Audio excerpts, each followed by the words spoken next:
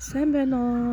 Өнөөдөр амралтын өдөр болж байна. Тэгээд өглөө эртхэн шиг босоод хүүхдүүдтэй хоол цагийг хийж өгье гэж бодоод хоол хийгээ байж байна. За өнөөдөр чэйв гүгэн пав гэдэг солонгосын хоол хийх гэж байна. Хоолныхын материалуудыг бэлдээ, түрүүний харуулсан амтлагчуудын хооронд нь холиол. Тэгээл ч та янзын амттай хоол гардаг байгаа шүү. Дагаад хийгээрээ. Хоолоо тавглаад панцаануудаа тавиал өнөөдрийн өглөөний хоол ингээ бэлэн болсон. Тэгээ хоолоо шингээхээр хүүхдүүдтэй гадагшаа авч гарч жоохон тоглуулад манай хуучин турнектэн дээр би ч өөрн жоохон их сакс тоглодог хүүхд байлаа. Саксанд их дуртай. Одоо хүүхдүүдэд сакс тоглодог болгох гээл үзээл энэ манай сакс тоглох биш. Саксны бөмбөг гэж хөл бөмбөг болгоод зур хөшгөлж өгнө шүү дээ. Ер нь бол тэгээ солонгос хүүхдүүд ер нь хөл бөмбөг сайн тоглоулдаг, сакс ер нь сайн тоглоод байдаг юм шиг үлээ.